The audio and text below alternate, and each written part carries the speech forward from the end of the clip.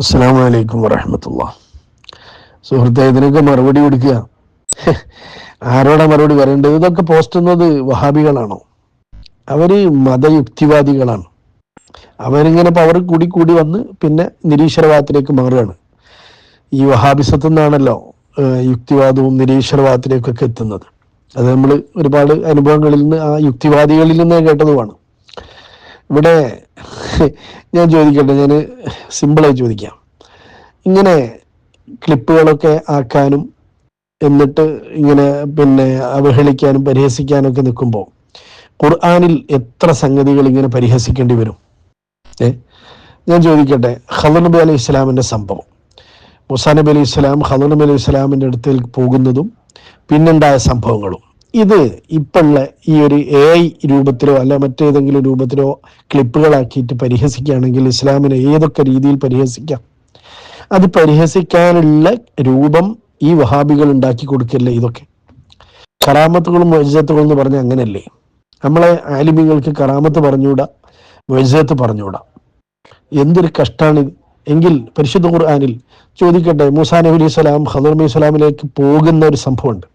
പോകുന്ന സമയത്ത് അവര് മീൻ പാകം ചെയ്ത് ഭക്ഷണം യോഗ്യമാക്കിയ രീതിയിൽ അവരെ കയ്യിൽ ഒരു കുട്ടയിൽ കയ്യിൽ പിടിച്ചിരുന്നു, ഒരു പാത്രത്തിൽ, ഇല്ലേ? നമുക്കൊക്കെ അറിയാവുന്ന സംഭവമാണ്.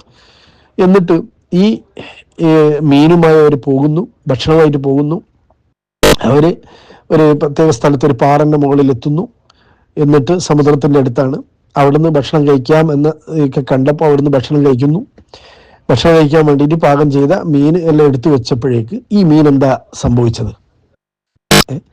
ഈ മീന് സമുദ്രത്തിലേക്ക് തുള്ളി, അല്ലേ? ഇത് ഈ ആധുനിക സമയത്ത് ഖുർആനിൽ പറഞ്ഞ ഈ ചരിത്രം, അതിന്റെ തഫ്സീർ അടക്കാട്ടോ ഞാൻ പറയുന്നത്, തഫ്സീറുകളിൽ ഉള്ളതനുസരിച്ച് സമൂഹത്തോട് പറയുമ്പോൾ ഇതല്ല, ഇതിലപ്പുറം ട്രോളുന്ന ക്ലിപ്പുകൾ ഉണ്ടാക്കിക്കൂടെ? ഞാൻ ചോദിക്കട്ടെ, വിനീതമായി ചോദിക്കാം. മുജാഹിദുകൾ ഇങ്ങനെ ഇസ്ലാമിനെ പറയിപ്പിക്കാൻ വേണ്ടി ഈ സംഭവങ്ങളൊക്കെ കൊണ്ടുവന്ന് ഇനി നിരീശ്വരവാദികളും യുക്തിവാദികളും ഇസ്ലാമിനെ തേജോവധം ചെയ്യാനുള്ള അവസരമാണ് ഇപ്പൊ മുജാഹിദുകൾ ഉണ്ടാക്കുന്നത്. കാരണം അവർ കറാമത്തിനെയും മുഅ്ജിസത്തിനെയും ഈ തരത്തിൽ ട്രോളിക്കൊണ്ട് ചോദ്യം ചെയ്യുമ്പോൾ ഖുർആനിലുള്ള പല സംഭവങ്ങളും ഇനി യുക്തിവാദികളും നിരീശ്വരവാദികളും ട്രോളാക്കി ഉപയോഗിക്കും. അപ്പോൾ ഈ മുജാഹിദുകൾ എന്ത് മറുപടി പറയും? ചോദിക്കട്ടെ. ഈ പാകം ചെയ്ത് ഭക്ഷണം കഴിക്കാൻ വേണ്ടിയിട്ട് റെഡിയാക്കി വെച്ച മീൻ സമുദ്രത്തിലേക്ക് തുള്ളുക, എന്നിട്ട് ആ സമുദ്രം ഇവർക്ക് നടക്കാനുള്ള ഒരു വഴിയായി മാറുക, എന്നിട്ട് അതിലൂടെ അവർ പോവുക. ഇതൊക്കെ ആധുനിക യുഗത്തിൽ പറയുമ്പോൾ എങ്ങനെയാ പറയാം? ചോദിക്കട്ടെ. ഖുർആനിലുള്ള സംഭവങ്ങളല്ലേ. ഇനി അവിടെ നിന്ന് അങ്ങോട്ട് ഖദർ നബി അലൈഹി സ്വലാം എന്താ ചെയ്യുന്നത്? നല്ലോണം കളിച്ചുകൊണ്ടിരിക്കുന്ന ഒരു കുട്ടിയെ തല പിടിച്ച് മുരുണ്ടി കൊന്നു, ഞെരിച്ചു കൊന്നു കളഞ്ഞു, അല്ലേ? ഇത് ട്രോളാക്കിയിട്ട് ഇപ്പോൾ AI സംവിധാനത്തിലൂടെ ഒരു വീഡിയോ ആക്കിയിട്ട് ഇസ്ലാമിനെ പരിഹസിക്കാൻ നിന്നാൽ എത്ര സുഖ! ഇതാണോ ഇസ്ലാം? നയിക്കൂലേ? അതിനെ ന്യായീകരിക്കുകയും ചെയ്യല്ലേ ഖുർആൻ?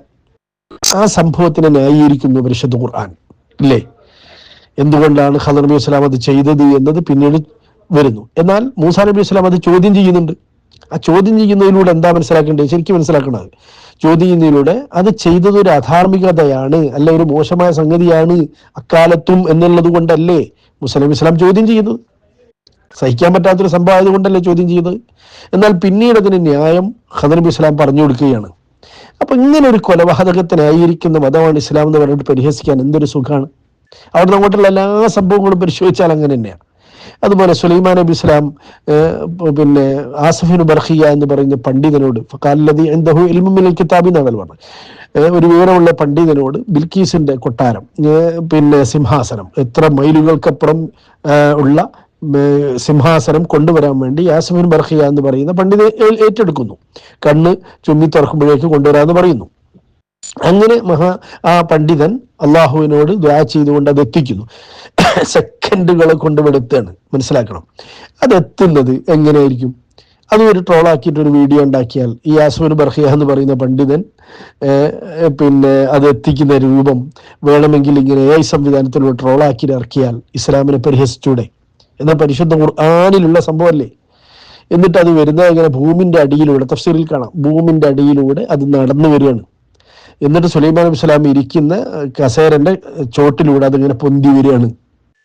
ഒന്ന് ആലോചിച്ച് നോക്കിയത്, ട്രോളാണെങ്കിൽ അതിങ്ങനെ നടന്നു വരുന്നതും എന്നിട്ട് മൂസാ നബി ഇസ്ലാം ഇരിക്കുന്ന പിന്നെ കസലന്റെ ചോട്ടിൽ വളർന്നിങ്ങനെ പൊന്തി ഇങ്ങോട്ട് വരുന്നതും, ഇതൊക്കെ ട്രോളാക്കാൻ വിചാരിച്ചാൽ പരിശുദ്ധ ഖുർആനിൽ പറഞ്ഞ ഈ സംഭവങ്ങൾ വരെ എത്ര സംഭവം ഉണ്ട് അങ്ങനെ.